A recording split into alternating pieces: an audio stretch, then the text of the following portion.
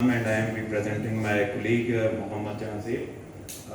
This is the study of extradural hematoma and analysis of 623 cases, a single institutional study. The team includes me, myself, Dr.Moin Arain, Dr.M.Jehazeb, Dr.Zubair Mustafa, and Prof.Asif Bashir. This is the Punjab Institute of Neurosciences, Lahore, which is a dedicated institute for neurosciences, 500 bedded, and in which on every floor 20 bedded ICU is also there, and main ICU is on the 6th floor along with operation theatre, A2 elective operation theatre. Objective of my study: the purpose of this study was to analyze mode of trauma, clinical presentation, outcome of surgery in patients with extradural hematoma in Punjab Institute of Neurosciences. Introduction. Road traffic accidents and falls are common in Pakistan as there are no preventive measures and strict compliance of traffic rule and regulations. Extradural hematoma is a major source of morbidity and mortality that can be prevented with timely management. The percentage of extradural hematoma is about 22% of head injury cases. The mortality rate varies from 10 to 40% in cases GCS 8 or less than 8. There is collection of blood between dura mater and bone. Associated brain injuries are not frequent. In most of the cases, CT brain bone window revealed the fracture line. The study was a retrospective study. The duration of our study was 3 years from July 2015 to June 2018. Follow-up for 1 month post-operatively or in case of conservative management. Investigation tool was CT scan. Total number of patients was 623. Analyzed on the basis of age, gender, mode of injury, clinical findings, radiology, management plan, and outcome of surgery. The gender distribution was 35% of female, which stands for 218 out of 623 number of patients, and male was high, 65%. Age distribution, the highest recorded data was 21 to 30 years of age group, which stands for 34%, and whereas the lowest one 51 to 60 years age group. Mode of injuries, the most common was the RTA, and second one is fall. Clinical findings, the most common findings were headache, 413, and the least common was pupillary difference. And the clinical findings, the similar for Barcha. Site of hematoma. Temporal was the most common, 286 number of cases presented with the solitary temporal bone, temporal extradural hematoma, and whereas posterior fossa was the least common, stands for 25 number of cases. Site of hematoma, again the pie chart. The 46% of temporal were presented with extradural hematoma, and next most common is frontal extradural hematoma. Associated brain injuries, bilateral hematoma 37 number of cases, and solitary alone extradural hematoma 49 number of patients presented with alone extradural hematoma. Results: operated 83% of patients out of 623 patients were operated and managed 17% conservatively. The mortality and morbidity. Mortality of the patients recorded a bit higher than the international standards, which stands for 8% in our setup. It is because of delayed transfer from injured site to a hospital, or then subsequent plan for surgery or conservative. The morbidity is seen in 77 patients out of 623, whereas patients came back even on conservative or in case of operative plan. They return back to their normal life as pre-operative or pre-ictal state, which stands for 498 patients results. Out of 623 patients, 517 patients were operated, 106 patients were managed conservatively, 24 patients being managed conservatively and up with surgery. As hematoma expands with time, most affected age group was 11 to 13 years of age. Most common cause of extradural hematoma was seen in RTA. Most common site of hematoma was the temporal and second one is the frontal. Overall mortality was 8%. So, thank you. Any question?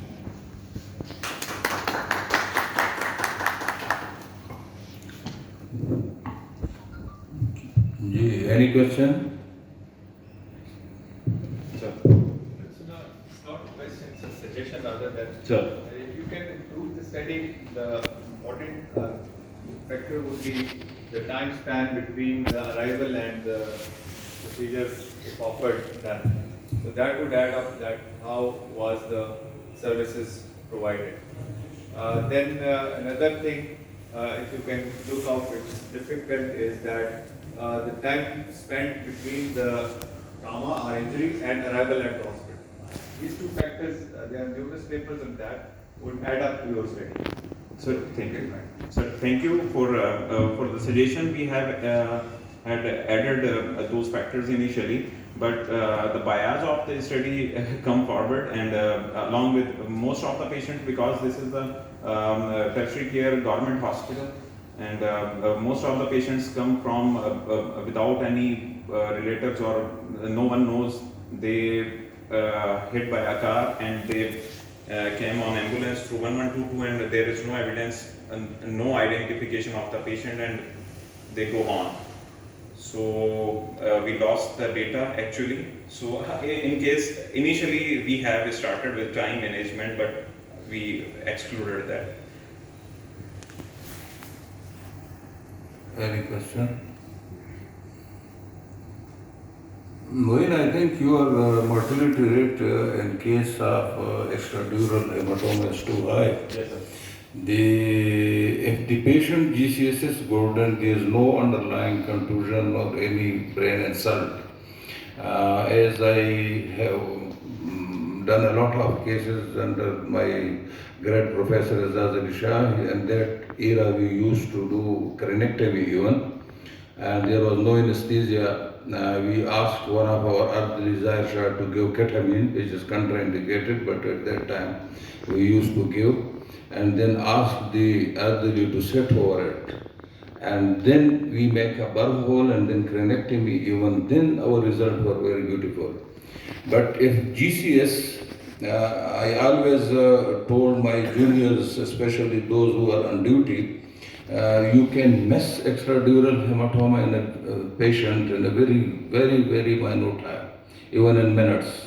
Once a patient, I was just very tired and just want to go to mass for, and the patient, he was talking nicely, he was full oriented. I asked the attendant that I will come back, and when I come back, he was in decerebral status. That was temporal huge hematoma. We operated, but we lost. I did not forget that patient till this time. Even I remember his brother. The extradural hematoma, I think for neurosurgeon, if a patient with good GCS comes and he dies, he should be asked for that, I think.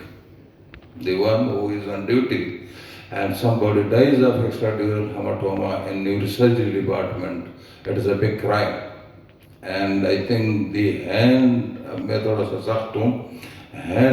surgeon should be cut. So if he operates or if he doesn't reach to the table? It doesn't. If the patient dies of extradural hematoma with good scales and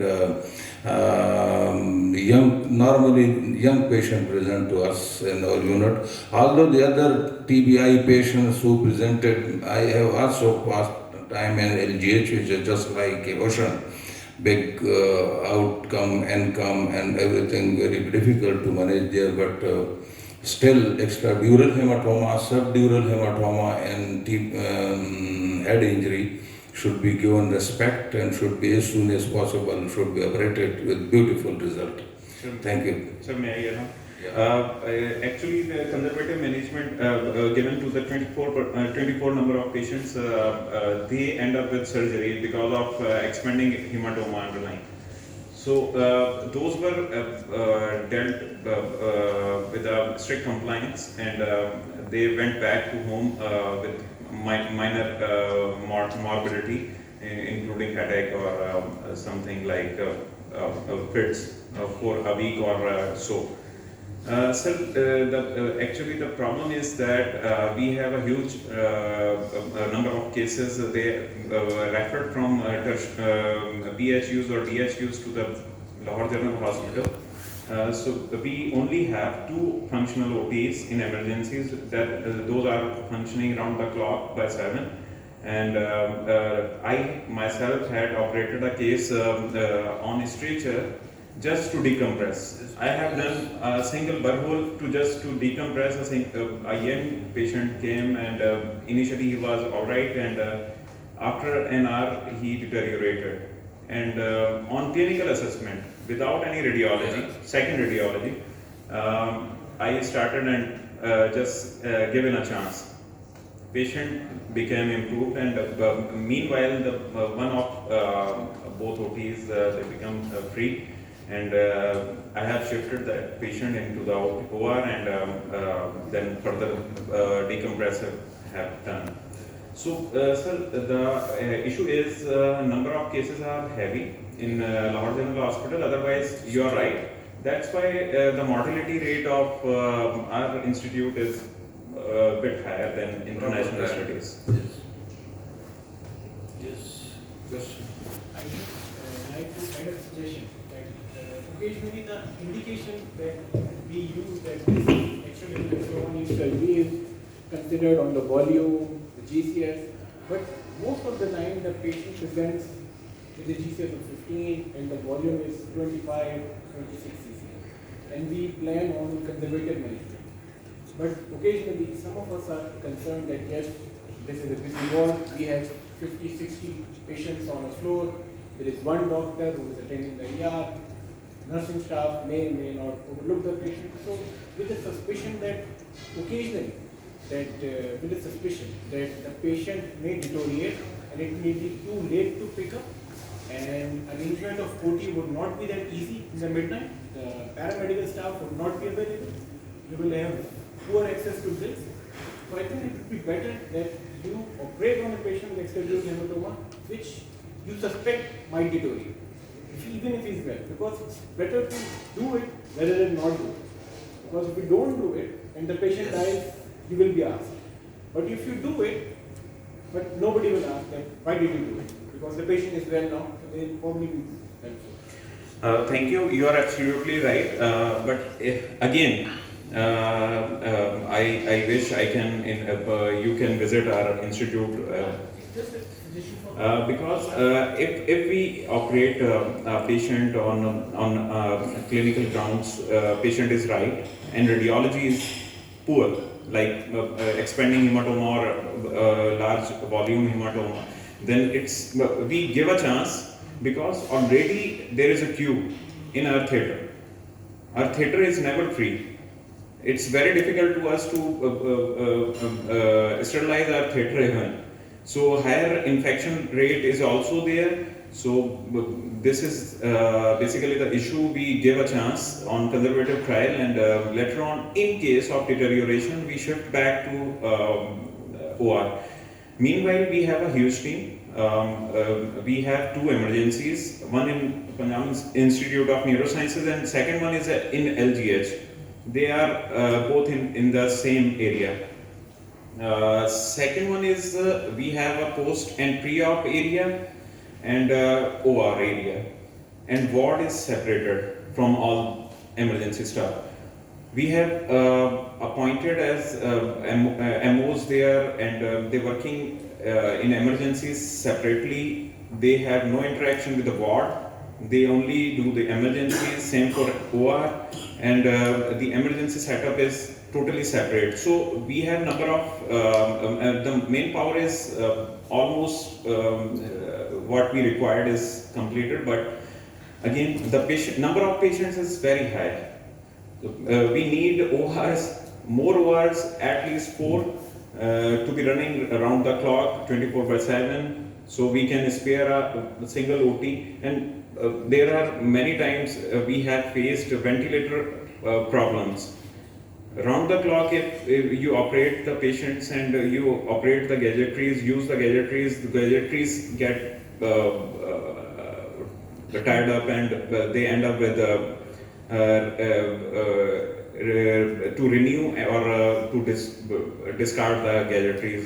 Again, public setup, they never give us advantage to buy new ventilators or spare some new gadgetries. So